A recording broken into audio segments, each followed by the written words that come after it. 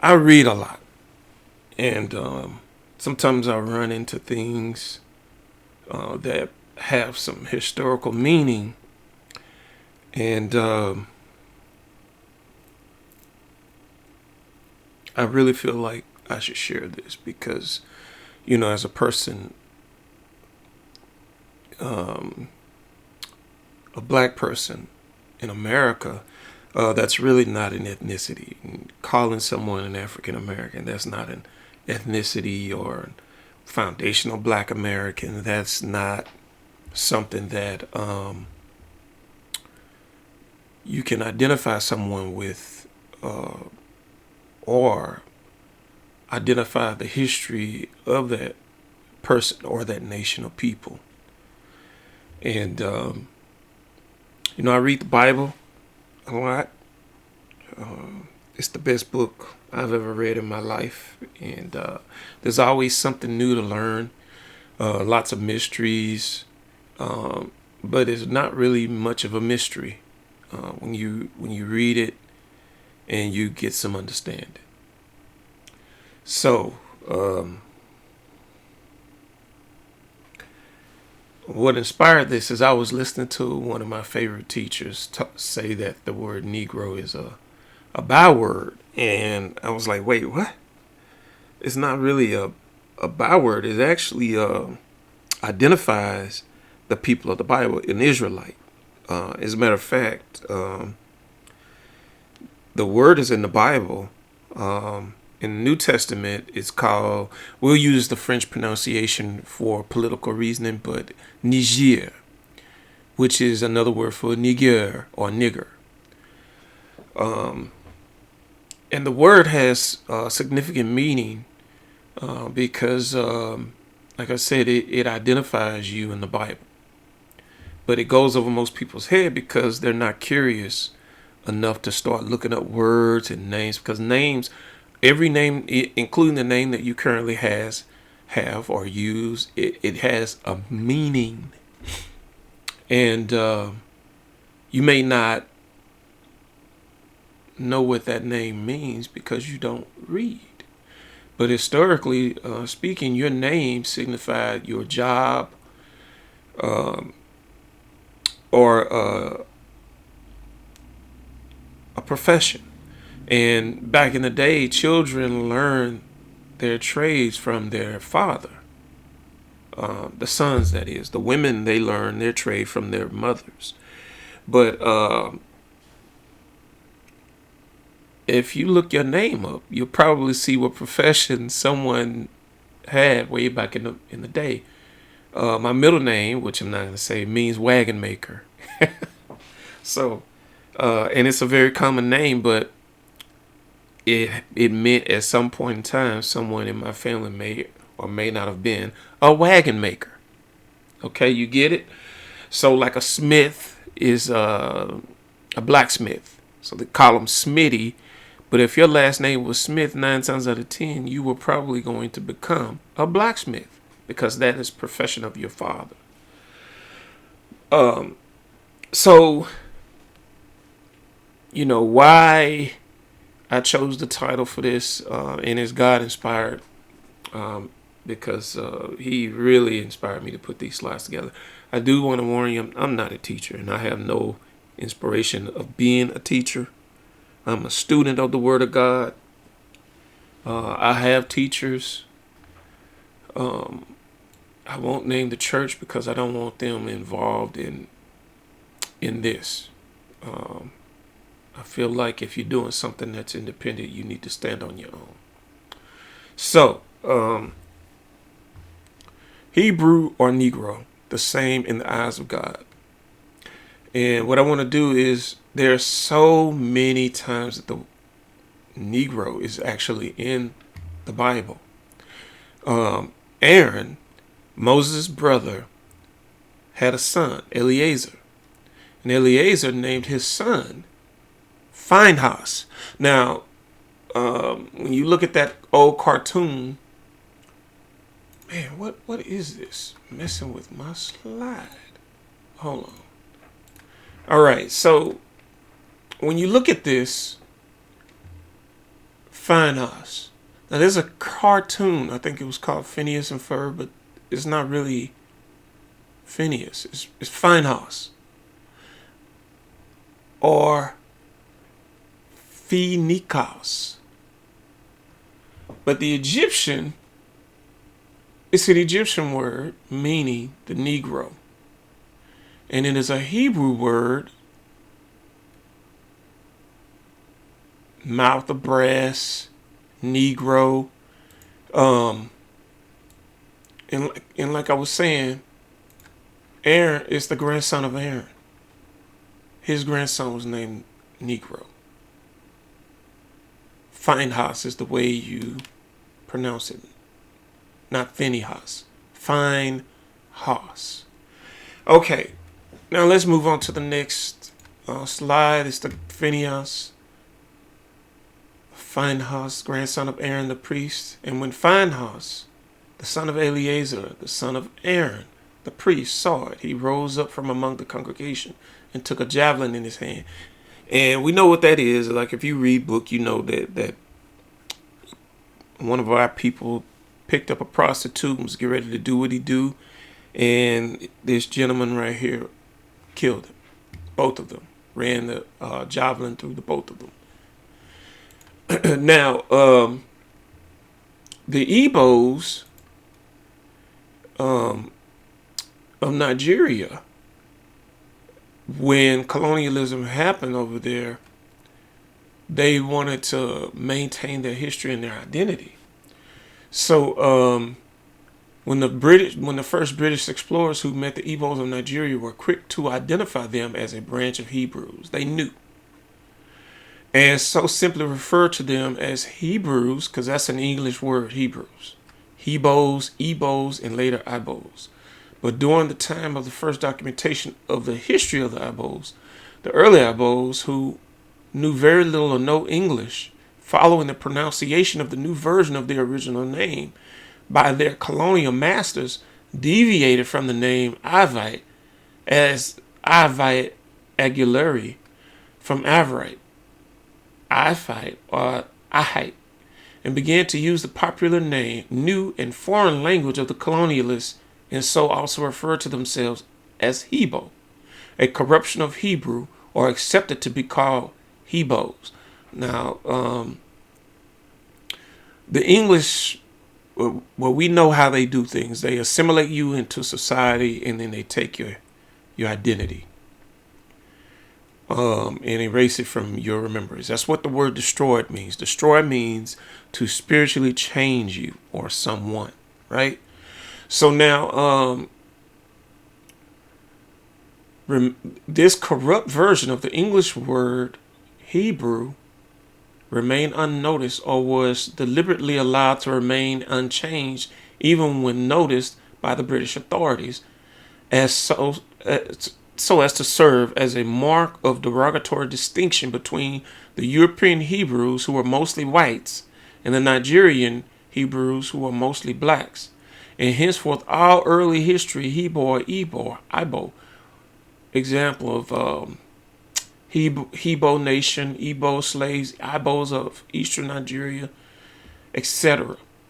Right? So now, this is a professor who documented his history, and this is what the slave signs used to say. To be sold on board the ship, I can't read that, Tuesday the 6th of May next, Ashley Ferry, a choice cargo of about 150, was that a 2? Looks like a 2. Fine, healthy, fine Hebos. Okay? So they knew you were Hebrews. And if you look at this adornment right here, no, we're not going to get into that. I don't want to stray away. That's why I'm not a teacher, because my mind just goes south. So the Bible foretold that we would go into slavery and forget who we were. I said I would scatter them into corners. I will make the remembrance of them to cease from among men. And this is in Deuteronomy. And then in Deuteronomy chapter 28, this is verse 45 and 46, he said, moreover, all these curses shall come upon thee and pursue thee and overtake thee till thou be destroyed, because thou hearkenest not unto the voice of the Lord thy God, to keep his commandments and his statutes which he commanded thee. And they shall be upon thee for a sign and a wonder, and upon thy seed forever. Now, if you go back to Exodus 17, you can read when we took an oath. And that was a vow, and it's upon our seed forever. Like, we can't get out of that vow.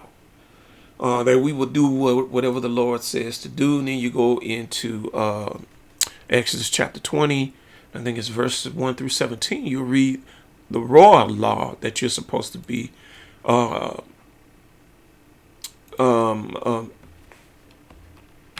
following. And you refuse to. And this is why we're in the position that we're in today. Now, this is, again, the curses of Deuteronomy 28. It says, thy sons and thy daughters shall be given unto another people, and thine eyes shall look and fail with longing for them all the day long, and there shall be no might in thine hand. So that happened during the slave trade. You had all these kids, and they were taken and sold, and you couldn't do anything. And thou shalt betroth the wife, and another man shall lie with her. Slavery times, master, you got married, master had her first. I hate to say it, but it's true. And also today, men don't care if you're married or not. They'll try to sleep with your wife. So that prophecy is still going on. This is still happening today. And thou shalt build a house, and thou shalt not dwell therein. Slavery time. Thou shalt plant a vineyard, and shalt not gather the grapes thereof. Not for yourself. You ever see the wine, though? Oh, this is verse 29. He said, and thou shalt grope at noonday, and as the blind gropeth in darkness, and thou shalt not prosper in thy ways. And thou shalt only be oppressed and spoiled evermore, and no man shall save thee. So you're oppressed, of course, but you never talk about being spoiled. You think spoiled is something good, but it means to rob you. And your heritage and your history has been taken. And you have no idea. So that the man, this is verse 54, so that the man that is tender among you and very delicate, his eye shall be evil towards his brother, and toward the wife of his bosom, and toward the remnant of his children, which he shall have. Look around. Where are the fathers? And the Lord shall scatter thee among all people, from one end of the earth even unto the other. And there thou shalt serve other gods, which neither thou nor thy fathers have known, even wood and stone. So that wood idol is your Christmas tree. That stone is the Mecca, the stone, Kabu stone. That's supposedly fell from heaven, and y'all worship that thing. You have no idea what you're doing. And among these nations thou shalt find no ease, neither shall the sole of thy foot have rest. But the Lord shall give thee there a trembling heart, and failing of eyes, and sorrow of mind. Tell me what you're thinking about day to day. It's hard. And thy life shall hang in doubt before thee, and thou shalt fear day and night, and shall have none assurances of thy life. We don't. And back in the civil rights era, you really saw it. Lynchings, and you had no assurances of what was going to happen to you. You still don't to this day. And it's all because of these curses of Deuteronomy chapter 28. And if you're really smart, if you look at the culture of this country and the culture that we are given, because hip-hop is not a culture, it's satanic. You look at how it has you breaking the laws and statutes and commandments of God. You look at it, and you go into Deuteronomy chapter 28, and you'll find that this is the weapon that they use against you. See, they know you. You don't know you. God knows you to whip on you. But your pastors, these Sunday sun worshiping pastors, they're not allowed to teach you the truth. Not one bit. So let's continue. This is verse 48. Because thou servest not the Lord thy God with joyfulness and with gladness of heart, for the abundance of all things, Therefore thou shalt serve thine enemies, which the Lord shall send against thee, in hunger and in thirst and in nakedness and in want of all things. We buy cars that we can't afford. We buy clothes that's not affordable. $5,000 bags, and it makes no sense. And then you go home and you're living in impoverished. Your house don't look like anything. And he shall put a yoke of iron upon thy neck until he have destroyed thee. So again, that word destroyed means to spiritually change you. So that yoke of iron was on your neck until you forget your history. Like God told you. He said, I will cause the remembrance of you to cease from among men. Now, and the Lord shall bring a nation against thee from far, from the ends of the earth, as swift as the eagle flieth, a nation whose tongue thou shalt not understand. We just read about the English, didn't we? How they came into Nigeria. Well, most of us came from West Africa. A good majority of us came from the islands. A lot of those people from the islands, not a lot of them, but they were already there. So, a good amount of people were already in the United States of America. What we call that now, but that's not what it was called back then. And there were between 6 and 9 million Hebrews living here already. And they came here in 140 AD. You can look this history up for yourself. I do not like doing Google searches because it's polluted with falsehoods. I like to read old books because that's where you get the real truth from. History books should line up with the Bible. Your dictionary should line up with the Bible. Your encyclopedia should line up with the Bible. If it doesn't, it's a bunch of falsehoods. So your modern books of today erase the Bible. You know, it erases it. So now, a nation of fierce countenance which shall not regard the person of the old, nor shall favor to the young. And he shall eat the fruit of thy cattle and the fruit of thy land until thou be destroyed. Again, you're spiritually changed. Which also shall not cleave, or shall not leave either corn, wine, or oil, or the increase of thine kin, or flocks of thy sheep, until he have destroyed thee. Spiritually changed. And the Lord shall bring thee into Egypt again with ships. Now, just because there was 69 million, and I'm saying 69 million because, man, I don't feel like going back and referencing that book. It's a lot of books. And it's roughly 6, but perhaps 9. But I'm going to say a rough estimate, 6 million of us. But we were not the only people here. Egypt was here as well. Phoenicians were here as well. And some Gentiles were here, although most people don't think of an Asian person as a Gentile. They're Magog of the Bible. Now, and the Lord shall bring to the Egyptians again with ships by way whereof I spake unto thee. Thou shalt see it no more again. And there ye shall be sold unto your enemies for bondmen and bondwomen, and no man shall buy you. And buy you means get you out of your situation. Okay, so when he's saying he was going to bring in Egypt again with ships, whether you came here under your own recognizance in 140 AD to escape Roman persecution, you came here on a ship, and you were a servant. You were not all free here. We would like to think that we were independent, but the Egyptians were over here too. And the culture of Egypt is sun worship, is sin. So when you go and you worship in these high places, what you call a Sunday church, and I should show you what that looks like in the Bible, because it's a physical thing too. When you see an obelisk on top of your church, you worship on sunrise Sunday morning, that is a high place. God hates those places. So you were here doing that back then in 140. There are all kinds of Egyptian pyramids here.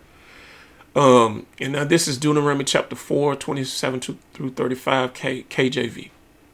And the Lord shall scatter you among the nations, and ye shall be left few in number among the heathen. Now, a heathen is a pagan. A pagan is an unbeliever. Okay, that's what it is. It's someone who practices idolatry. You worship false gods. You do not believe that the true and living God exists. That's what a heathen is. Or in the Bible, it should say pagan, though. And when most people today read the word heathen, they think of it as, Sanford and Sons, especially if you're black. You old heathen, Esther would say to Fred Sanford. You old heathen. And it goes over everybody's head. Yeah, you're a pagan. You follow Christmas, New Year's. You think a new year begins in January, and it doesn't. January is the 11th month. February is the 12th month. March is the 13th month. April is the new year. So you guys are following, let's just be honest, the devil. So you're all pagans. You're heathens. So he said he was going to scatter us among the nations, and you should be left few in numbers among the heathen. We only represent a small number of the populations here in the United States of America. Basically the world. We're small. Now look at this. And there ye shall serve gods, the work of men's hands. Christmas tree. And a Christmas tree, I think it's in Ezekiel 28, where the description of Satan, the devil, all his colors, those are the color of all those ornaments you put on your tree. It's the tree of the knowledge of good and evil. The ornaments are kind of like fruit. You don't know what you're doing. You have no idea what you're doing. And there you shall serve gods, the work of men's hands, wood and stone, which neither see, nor hear, nor eat, nor smell. But if from thence thou shalt seek the Lord thy God, thou shalt find him. If you seek him with all thy heart, and with all thy soul, and when thou art in tribulation, because that's coming up, and all these things are come upon thee, even in the latter days, if thou turn unto the Lord thy God, and shall be obedient unto his word. That's all you got to do is stop. Christmas is not about the children, it's about the devil. Saturnalia, look it up. For the Lord thy God is a merciful God. He will not forsake thee, neither destroy thee, nor forget the covenant of thy fathers, which he sware unto them. And when you make a vow with God, man, you got to pay it. And that's why you're getting whipped. That's why you're getting whipped. But this goes for anybody. If you turn away from heathenism, paganism, false god worship, and you start keeping the law, statutes, and the commandments, you too can be a part of God's kingdom. Fact. That is a fact. Okay. So now, Deuteronomy 4, 32 through 35 says, For ask now of the days that have passed, which were before thee, since the day that God created man upon the earth, and ask from the one side of heaven unto the other, whether there have been any such thing as this great thing is, or have been heard like it. Did ever people hear the voice of God seeking out of the midst of the fire, as thou hast heard, and live? Because that's what happened. Moses, our brother, did that. This God walked amongst us. We're the only people that he knows. Amos chapter 3, verses 1, 2, 3, and 3. He tells you, hear this word that the Lord has spoken against you, O house of Israel, against the whole family which I brought up out of the land of Egypt, saying, you only have I known of all the families upon the face of the earth. And therefore I will punish you for all your iniquities. Iniquity is willful sin. and he's punishing you because your ancestors took a vow to obey God. And then you said, well, I like the Christmas tree. Forget you. That's what you said. I want to practice Easter. I want to worship idols and stones and wood. I want to do what everybody else doing. And you fired God. You fired him from being your God. Crazy, man. Or had God essayed to go and take him a nation from the midst of another nation by temptations, by signs, and by wonders, and by war, and by a mighty hand, and by a stretched out arm, and by great terrors, according to all that the Lord your God did for you in Egypt before your eyes. Jesus Christ did that. Unto thee it was showed that thou mightest know that the Lord, he is God. There is none else beside him. Yeah, he did all that for you, and you despised him for it.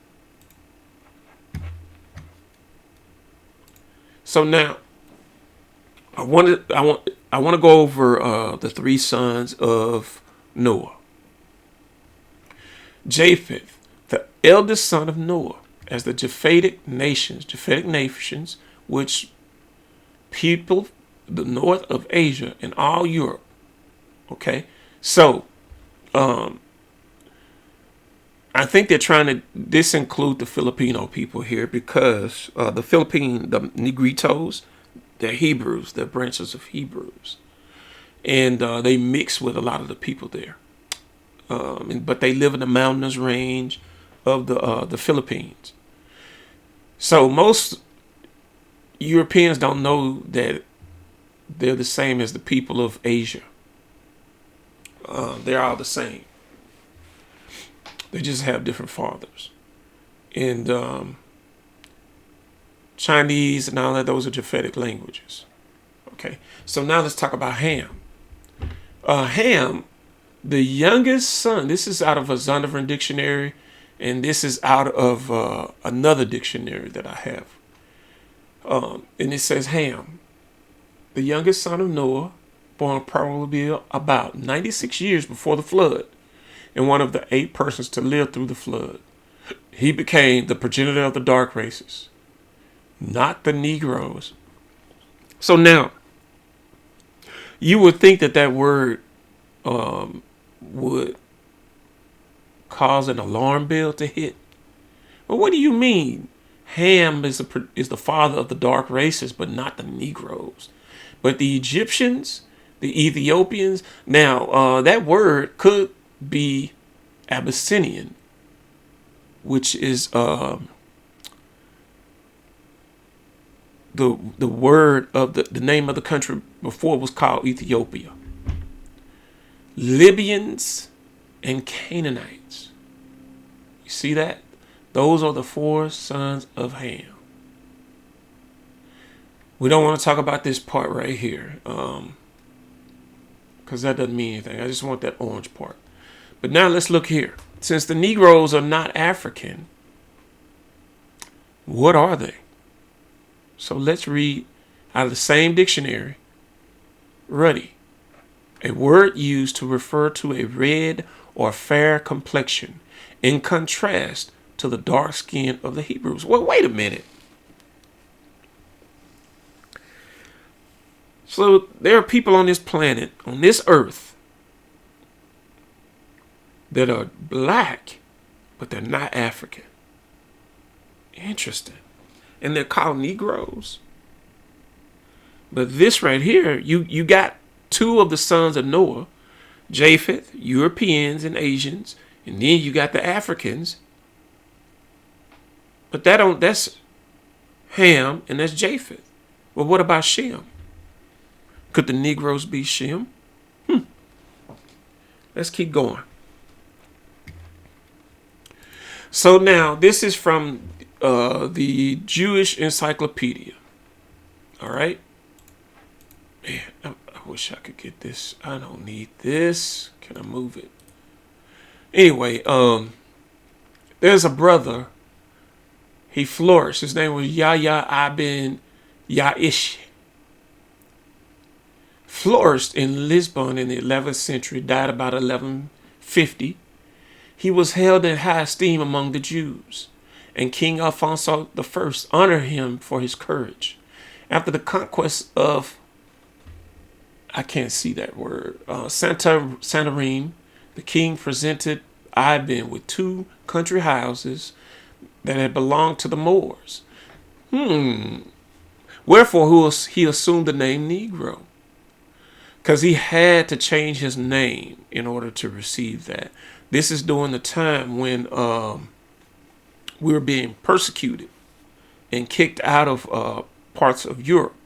And for those of us that don't know the history, because sometimes we get taught that there were no Israelites in Europe. Yes, there were. The royalty tribe of Judah went into Spain and Portugal and spread out from there a little bit. So the descendants of King David did. All right, and if I had the time, I would show you that history. But the man changed his name to Negro. Negro is in the Bible. It means Hebrew. But I'll show you. We'll keep going. Now, the reason why I pulled up the meaning of the word albino or albino is signifying white men given by the Portuguese to the white Negroes given by the Portuguese to the white Negroes. So albino. They call Negroes who were white-skinned albinos.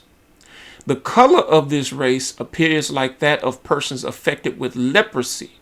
Because most people don't know leprosy. Oh no, not going into that either. But leprosy, it makes your skin turn white. It's called vitiligo. Okay, and the Negroes look upon them as monsters. Now, we're gonna revisit this. Let me see if I can find it on here, because it's kind of scattered a little bit. Let's go to Miriam here. So this is Numbers chapter 12, verse 10. And the clouds departed from out the tabernacle, and behold, Miriam became leprous, white as snow. And Aaron looked upon Miriam, and behold, she was leprous. Now, why did I choose this scripture? For one, Aaron was still alive. His son, Phineas, his son Eleazar named his son Phineas the Negro. That's why I chose that scripture, and I put it in there. So this is why you're called albino.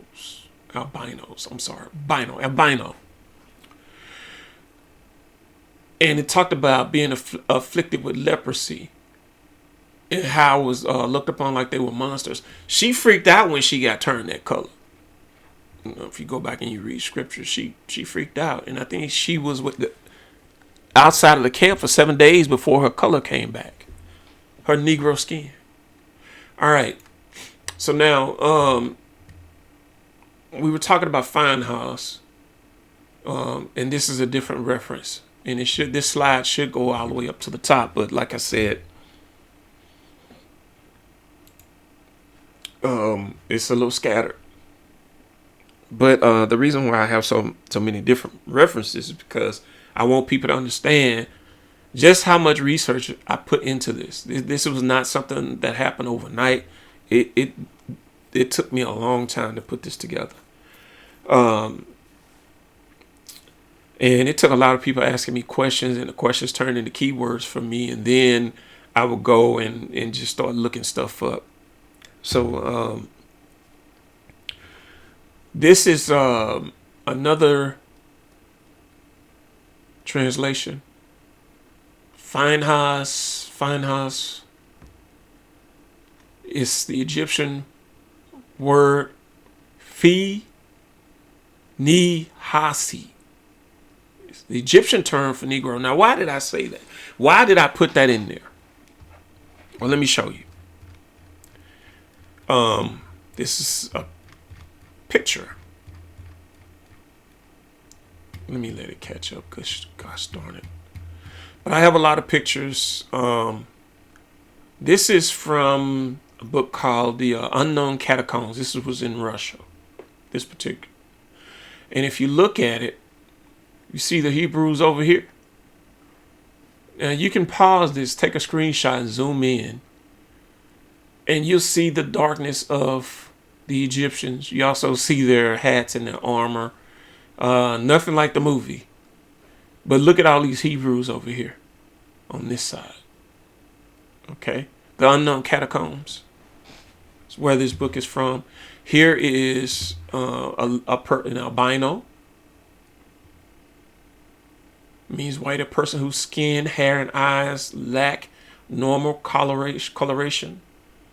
Albinos have a white skin, whitish hair, and pink eyes. Any man on a planet abnormally lack in color. So this means that Moses was this color here, and God turned him that color. And it freaked the Egyptians out. And then their magicians also did their thing as well. But they understood what that meant to be leprous. They had that understanding. Here is Abraham. Again, you can take a screenshot, zoom in. You'll see he probably looks like your granddaddy. This is Moses right here. If you look at the labels on the bottom of this book, The Unknown Catacomb, you can see it. The sacrifice of Isaac. So Abraham, this is Isaac that he's pulling. Look at the feet. Negroes. This is Isaac right here. And this is Jacob, and that's Esau. Again, you can take a screenshot, pause it, take a screenshot.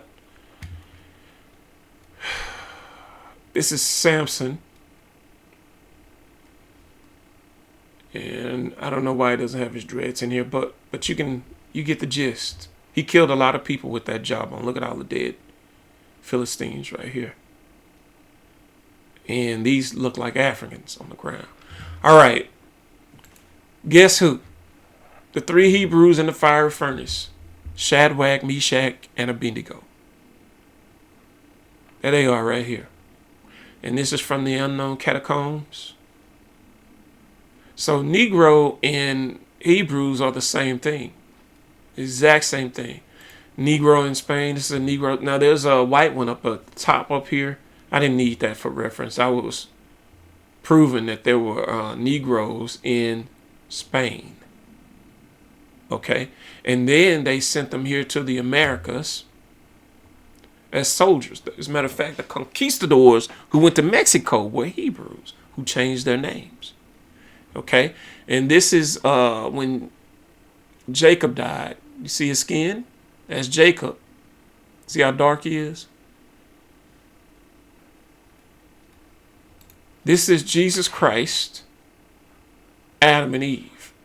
You see that? So, and again, you can pause, take a screenshot. My favorite teacher said that he's never seen a picture of Paul that was where he wasn't bald. Where here it is. This is Peter and Paul. And you can pause this. And this is all the things that they did, that they accomplished. Now, this is in Russia. And you have to remember, we were captured by those people. Okay? And part of that Russian language has Negro origins because we were there so long. It's the same as English. We broke English, the same as that Russian language is not as pure as it once was. And scholars are under the assumption that it was Negro influenced. So, and we still have people over there to this day. Now, let me see if there's another picture here so I can continue to move on. All right. We'll get down to those other pictures soon. I'm not ready for that just yet.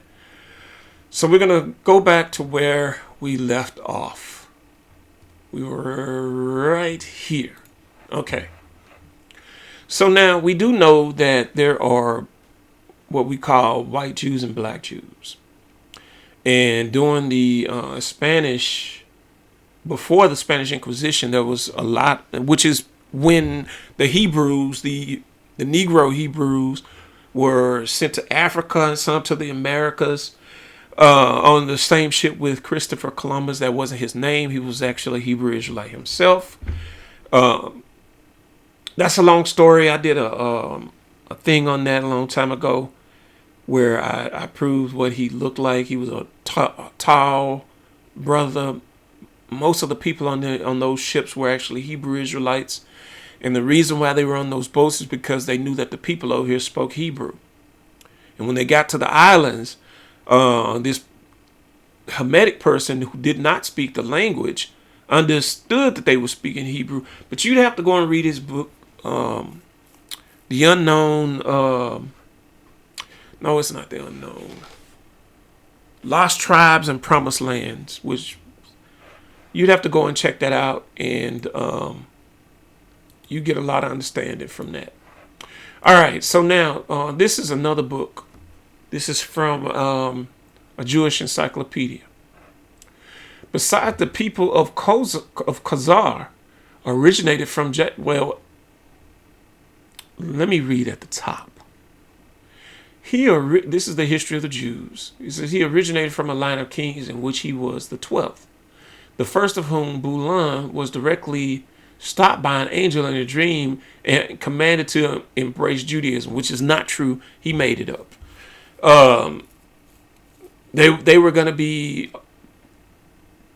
annihilated in a war, and if they chose Islam. Okay, so they couldn't choose Islam because Islam was being defeated in Europe. All right, and they could not choose to follow. Goodness, what was the name of this other religion? Christianity, because then the Mohammedans back in the day, or your Arabs, that's an Arab, a Moor, that's an Arab, Berber, that's an Arab. Okay, because they would have came in and had a war with them, right? So they had to pick one and said, well, we'll just do this. So watch this right here. Was directly stopped by an angel in a dream and commanded to embrace Judaism, but who subsequently had acknowledged to embrace. He had been convinced that the Christians, as well as the Muslims, acknowledged the faith of the Jews as the best, saving their own. Okay, so this is the time when the Khazarians, or modern day people, who originated, besides the people of Khazar, originated from Japhet and Togarmah, who were related to the Jews only through their forefathers' blood. Noah. Okay? So now, the court, at the same time, follows the law of the realms of Babylon and Palestine, which had been introduced by one of their kings. He describes him, moreover, the situation and magnitude of the country, the number of vessels, and the large forces. But again, this is not what I'm looking for here by reading on, because I love reading, man. I just need to stop. So besides, the people of Khazar originated from Japhet and Togarmah and were related to the Jews only through their forefathers' blood. So they're under the assumption that, okay, well, we can just be there. Now, let's keep moving.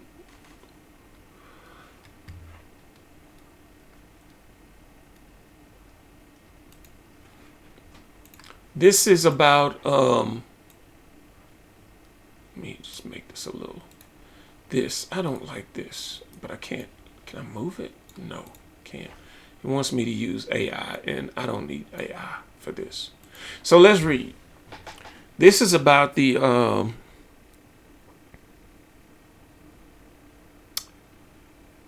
my goodness, man, my memory is just, this is where they determined that Sunday was going to be the Lord's Day. Okay. And most people don't know there were a lot of Hebrew Israelites sitting at the table. It wasn't just Gentiles. It was a bunch of Hebrews. We actually had a bunch of Hebrew popes teaching this stuff. Ebionites, if you ever want to look those people up. Now, an Aryan idol was much a wonder in heaven. Hold on. Because I really want you to be able to see what I'm looking at.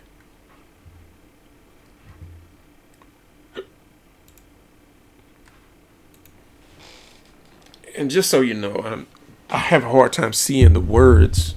I wear bifocals. So Aryan idol was as much a wonder in heaven as the Romish, the Lord's deity, had been denied often enough before. And so it has his humanity. But it was reserved for, oh my goodness, I can't see that. For Aryans at ease to affirm and to nullify them both. The doctrine is heathen to the core. For the Aryan Christ is nothing but a heathen demigod. Now, an idol. It's a false idol. Heathen means an unbeliever. But of the Jewish spirit, it had absolutely nothing.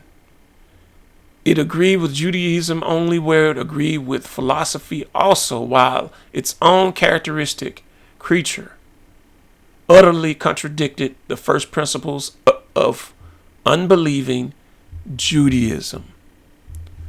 So, because Judaism it's not about Christ, and it should be, right?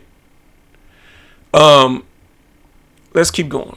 It is not a mere affair of logic when skilled dialecticians stumbled thus from one blunder to another.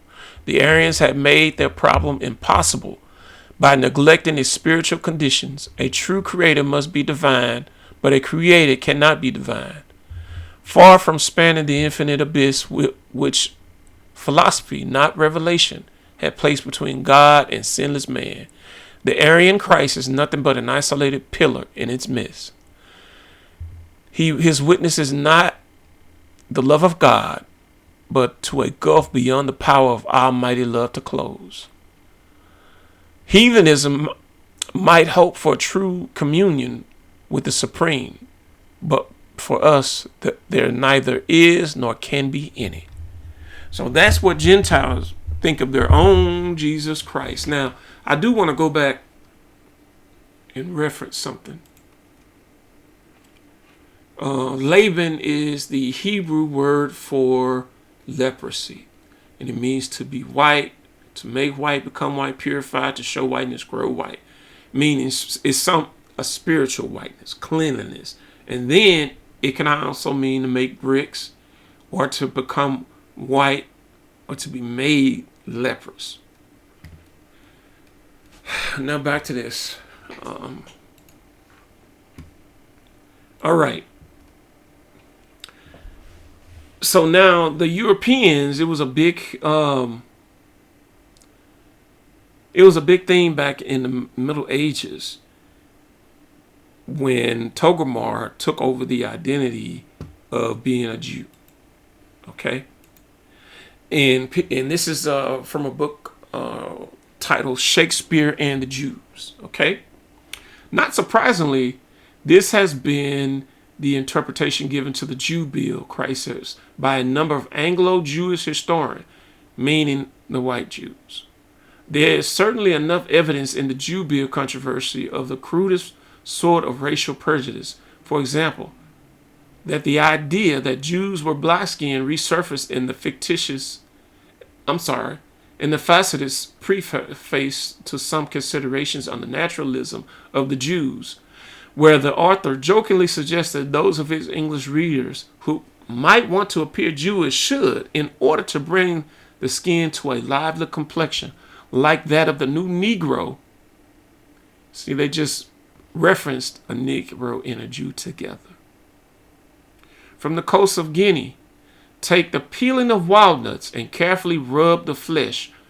I'm sorry, flesh, night and morning for 3 weeks together.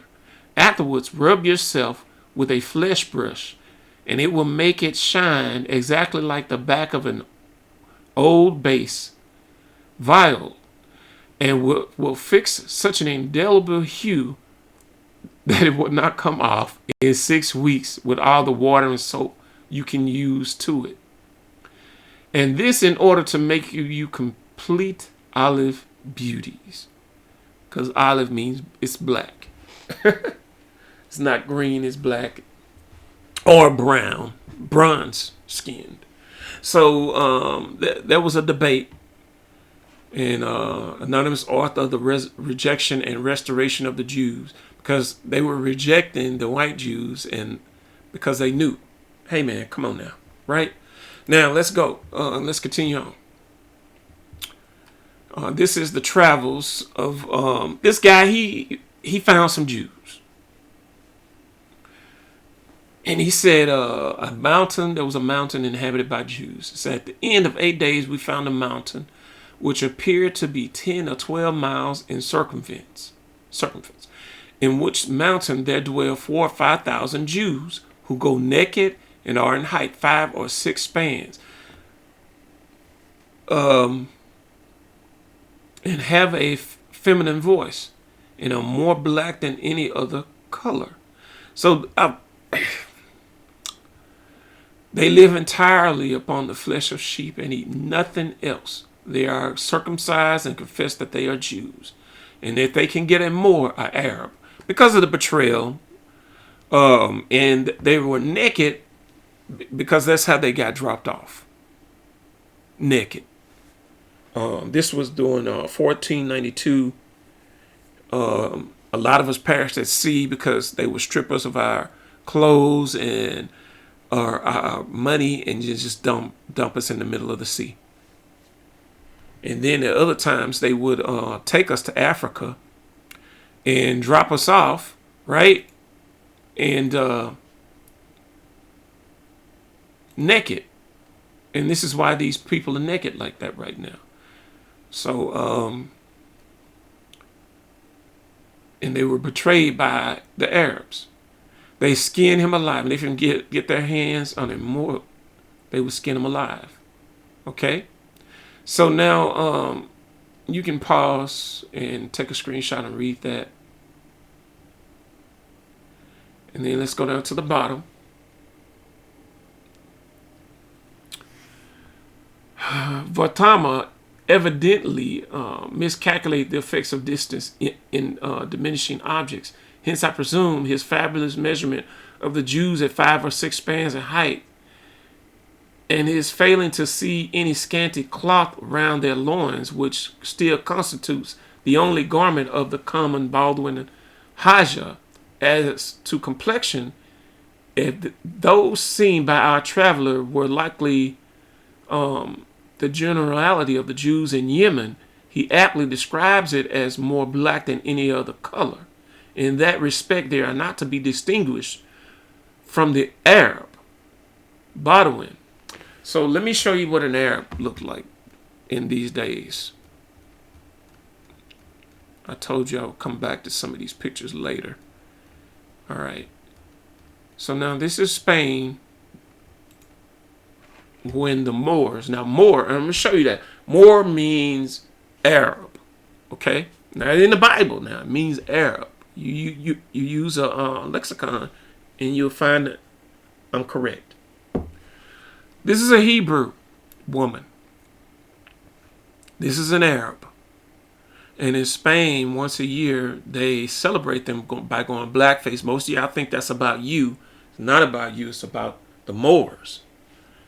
Because through them, it made Spain a Mecca. Not just through them, but with us as well, because we were educating Europe as well. But if you can see this here, this is an Arab. Let me go down to the bottom. Food and wine, which though prohibited by Islam. And it continues to the next page, but I just need the picture because I want people to understand. Arab Israelite. Arab Israelite. All right. So let me go to Arab. Let's see if I can find it.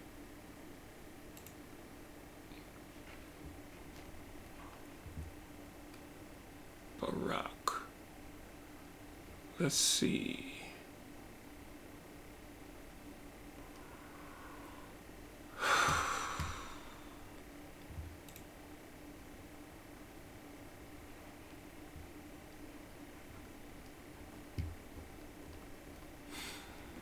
And it's just so much information, man. It's just my goodness.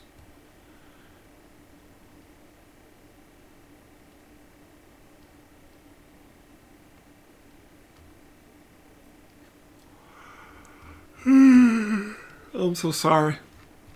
I've been up since 4 this morning. And I really want to get this out.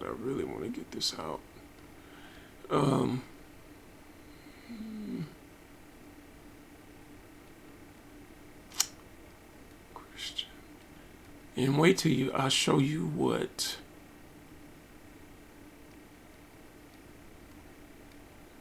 nigger means. You'll never be the same once I show you. Okay.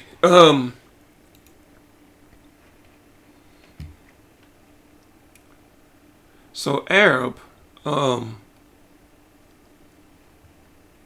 more, Barak, means to kneel to bless God in act of adoration. Okay? It could also mean to curse God too. But it's Arabic. It means to kneel down. It's Arabic. Okay? And it's turns into Ethiop. So thinking of an Ethiopian, and you ever hear those Somalians say, hey, I'm Arab. They really are Arabs. But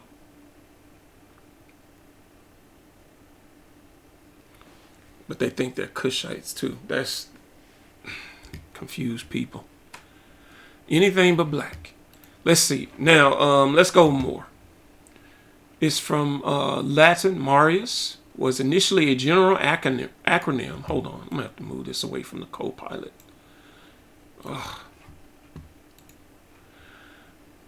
Was initially a general exonym for the indigenous North African Berber people.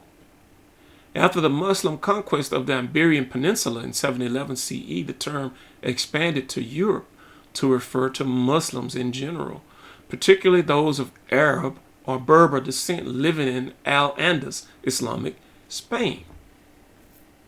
Al-Andalus.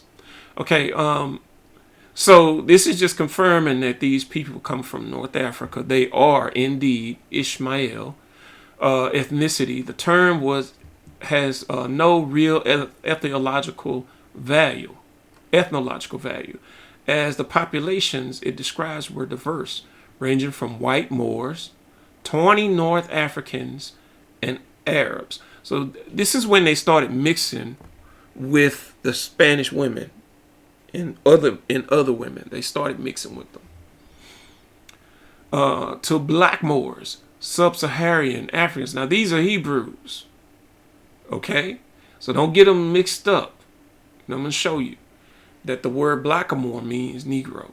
Okay? And Moor means Arab. So connotation, while sometimes used in neutral descriptive sense in its original context, it was often entangled with religious and cultural otherness and later developed negative connotations. So now we get to blackamoor. The word blackamoor is essentially a compound of black and Moor and became common in English during the 16th century. It was used to specifically signify black sub-Saharan Africans, often in a general sense during the early modern period. The term is most prominently associated with European decorative arts, jewelry, sculptures, furniture featuring figures of black individuals. So it's basically proven that they were there, right? We don't need that part. But there is a summary of differences. A Moor is broad interdeterminate term for North African, Arab, or Muslim people of various skin tones. Black, a more specific term for black sub-Saharan Africans. Why?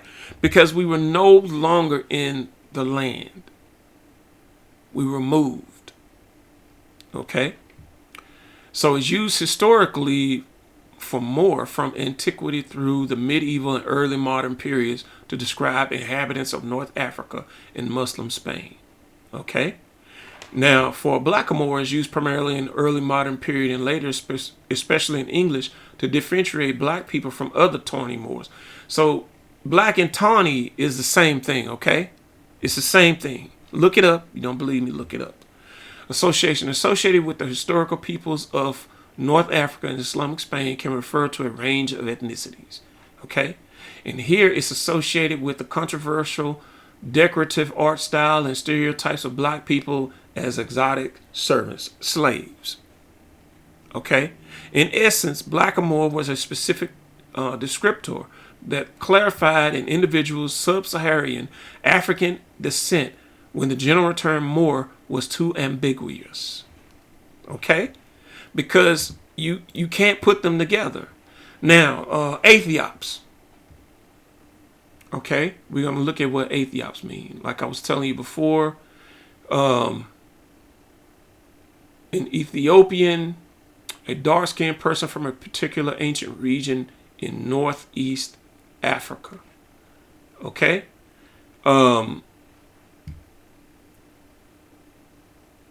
face in Ethiopian as a blackamoor. Ethiopian. Now you see how they refer to it as a blackamoor. Okay? So now let's find out what a blackamoor is.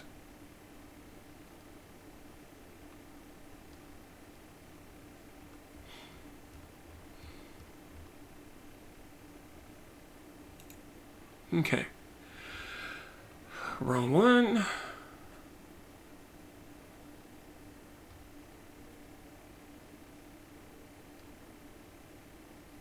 All right.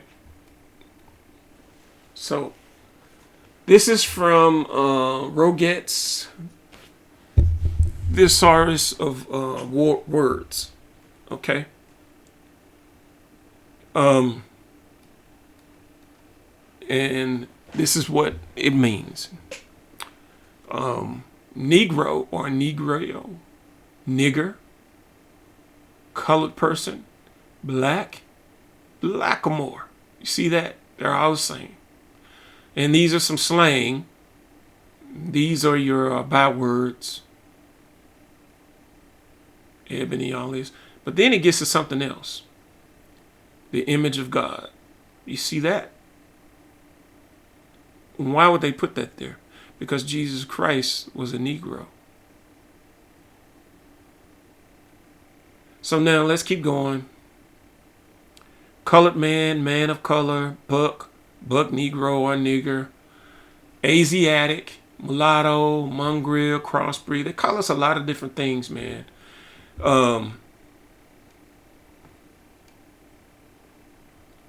kind of sad, but it's what it is. All right. Let's keep going. So I said I was going to show you what Ethiopian means. It means, let me see if I can get it up there. A Negro. You see that? Pause it. I'll move my hand. Pause it. Screenshot it. Zoom in. It says Ethiopian, a native inhabitant of Ethiopian or Abyssinia, which is what it used to be called. That's why in ancient Bible maps you don't see anything called Ethiopia. All right. And then it says this, a Negro. Do you see it? Semicolon, a Negro. So, are ye not unlike the Ethiopians unto me? O ye daughters of Jerusalem. Matter of fact, let's pull it up.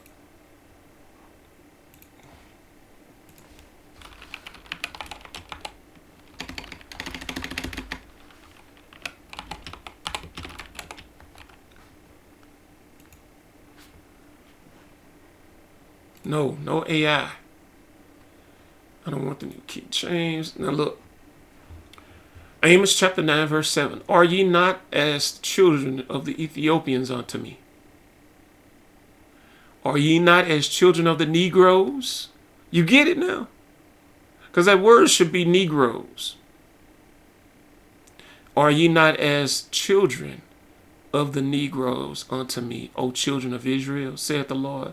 Have not I brought up Israel out of the land of Egypt, and the Philistines from Cappathor, and the Syrians from Ker? So, you get it now? Ethiopian means, in this sense, means a Negro. Are ye not as children of the Negroes? Yeah. You are. Let's be honest. All right, so the Negro. Let's keep going, and I hope this is good for somebody. There's a lot of us who we don't know our own history and our heritage, and when you try to open the door, and enlighten people of who you are, it bothers them because they don't have any idea of what you're talking about in most cases. None. But when you can show them, it's another thing. Let's get back to this. I'm going to have to enlarge this so I can see it and read it, and so you can see it and read it. Okay. So now let's talk about something here. The N word. What it means. What that N word means. In the Bible. Let's deal with it. Because nigga is in the Bible. Okay? And some of y'all, you don't know why people say stuff like that. And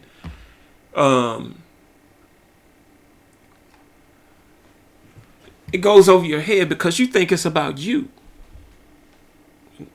When people look at you, they see God. So, in essence, by hating you, who do they really hate when you've done nothing to them? You get it now? It's about God that they hate. That's why we have so many heathen religions out there. All right, now let's look it up. Nigger. It's not Niger, it's nigger. Okay, and it's black. It equals black, surname of the prophet Simeon. So his name was black, right? Negro. You see it? Of Latin origin, black, a Christian. It means a Christian. Neop means nigger. And this is for educational purposes only. I myself am black, of the same Hebrew stock. So stop getting mad when people call you that and just say the word, yes, I am a Christian. Because that's all it means. Stop getting mad and understand that it's not about you. They despise God, not you. Well, you too, but you see what the word Ethiopian means. Let me zoom it up because, like I said, I want clear understanding. Let me shrink this one down. And I apologize for that. I just need to get it out. I've been working on it too long and I'm ready to move on to something else. All right. You see that? Ethiopia or Abyssinia and Negro. Do you get it now? Let's go on references again. I want another reference. Because like I said, clear meaning and understanding is a must. Nigger. We can use Niger. Let's use the French pronunciation Niger. Okay? An African nation named for the river Niger. Mentioned by that name 1520s by Leo Africanus. This dude stalked us throughout Africa. Probably he went looked and specifically for us, and then he chronicled it, wrote about it, and took it back to Rome because they were looking for you actively. Now, an African nation named for the river Niger, mentioned by that name 1520s by Leo Africanus, probably an alteration. Now, this guy was an explorer, not the general. Okay, this is the explorer right here. He's probably an alteration by influence of Latin nigger or black or a local Turk name. I'm not going to try to pronounce that because I can't see it. Big River Sea. Nigger Nuon, plural of that word, translated in Arabic as something. River of rivers. Okay, so now we're going to go to this other one. Negro. Because I want you to understand that this word right here is the same as this word. 1550s, just like this one, 1520s, 1550s, member of a black-skinned race of Africa from Spanish or Portuguese Negro black, from Latin nigrum or nominative nigger, black, dark, sable, dusky, applied to the night sky, a storm, the complexion, figuratively, gloomy, unlucky, bad, wicked. I mean, it's just a lot of things. It's an etymology of words, according to Watkins, blah, blah, blah. So the point of this is it means Negro. So nigger, Negro, same thing, same meaning. Okay? And the reason why I'm putting this together this way is because I want you to come into the understanding that Negro is Hebrew. Now watch this. This is from Shakespeare and the Jews. No, this is actually from the Varieties of Mankind. Okay, this is page 297. Let me zoom it up so I can see it. You can pause it, screenshot it. Now watch this. Jews are a people who have ever, according to the prophecy, dwelt alone, without intermixing with the nations to this day. Now, this separate race, all descended from brown ancestors, for Abraham, Isaac, and Jacob must have been as dark as Mar Yohanan, if not darker, exhibit every shade of color from the black Jews of Malabar, of whom we have such an interesting account by Dr. Claudius Buchanan, to the rose and lily complexion of the Jewish on the banks of the Elbe. We need go no further than the Jews of southern Spain and compare them to those of Holland and northern Germany to perceive a very striking difference. The Spanish Jew is always dark complexion and has hair, and his hair is uniformly black, whilst the German Jew is often as fair as any German and has lighter red hair with blue eyes. The various shades of color observable among the Negro, now that they get into the good part, or African race, tends to the same conclusion. Along the coast of Guinea, Guinea, which is low, marshy, and hot, we find jet black complexions, and this is a very I can't see it. And this is the very country from which American Negroes have derived. Do you get it now? American Negro. You get it? Probably not. But we're going to keep going. All right. Negro ancestry and the white race. Like I said, I have a lot of books, man. Just a lot. Here we go. John Bigelow, who visited Jamaica in 1850, saw the descendants of these Jews and says they were Negroid. The Eastern Jews who settled in Austria, Poland, and Russia were Negroid too. Count Adam Gruski.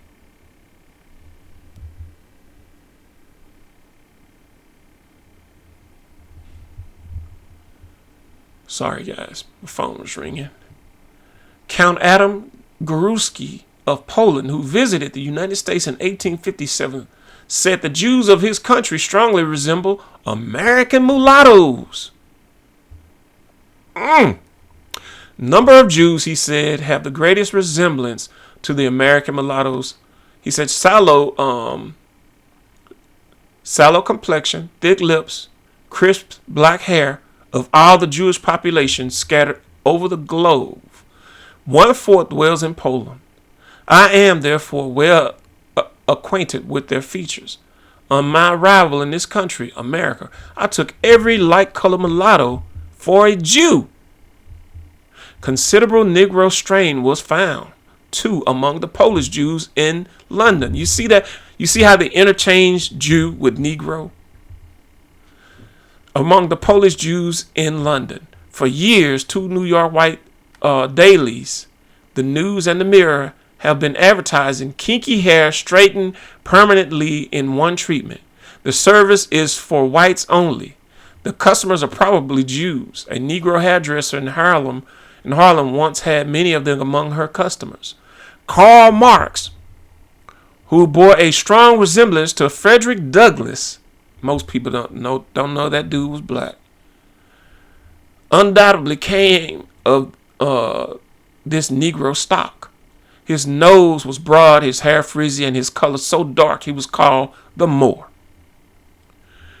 37 Negro strain was more evident in Ferdinand Lassalle, aristocratic founder of socialism. Marx, his rival, called him a Jewish nigger. A greasy Jew from Breslau who was always concealing his woolly hair with all kinds of hair oil and makeup. And come on. You get it now?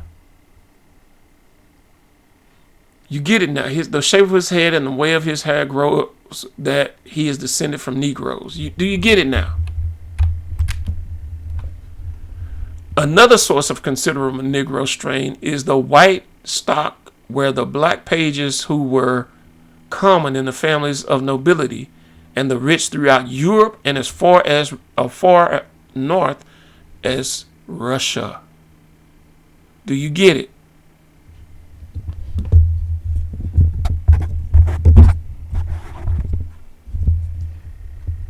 In fact, the Negro ancestry crops up in some of the most unexpected places.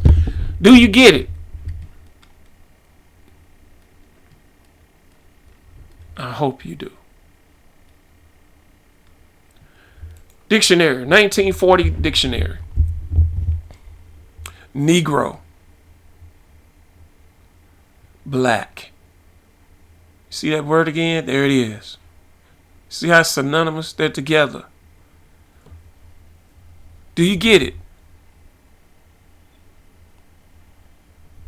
Most pastors don't even know this, and that's, well, you Sunday pastors don't know, for sure. And if you know, you're not saying anything. Money means more to some people, which is crazy, crazy work. All right, let's see if we can finish this off. This was a school book right here, and I should have scanned this. Instead, I took a picture. And this is an elementary book from way back when, maybe 2009. Who is this? Jesus and his disciples. See that? Negroes. And I could just go on and on, but it's already beginning to become too much information, and it could just extend. But now you know. Now you know what a blackamoor is, what a Moor is. You know what a Hebrew is. You know what a Negro is. They're all somewhat similar to the same stock, meaning Arab is not a Hebrew. They're the Moors. I get tired of hearing our people talk about being Moors. You don't even know what you're talking about, but get yourself a nice dictionary, nice encyclopedia from way back when, and read it. I mean, it even talks about our people in the Philippines and certain parts of Africa. It's just a lot, and man, I missed this one right here. Look at this. And the Lord said furthermore unto him, this is Moses he's talking to. His hand was leprous as snow. Man, it's just it's a lot. Here it is again, black nigger, a Christian. Doesn't that kind of like tell you that the only Christians in the world are us? Or does that go over anybody's head? Look at this. Ethiopian, which means Negro. Okay? Negro.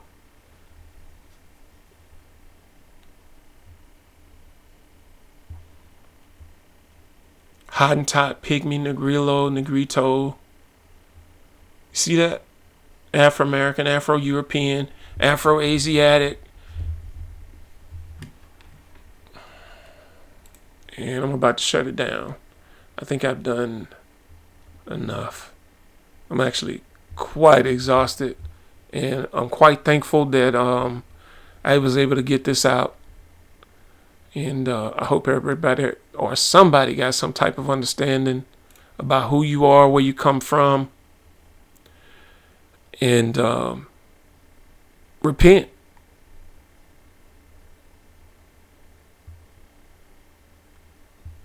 And get yourself back in the order of God.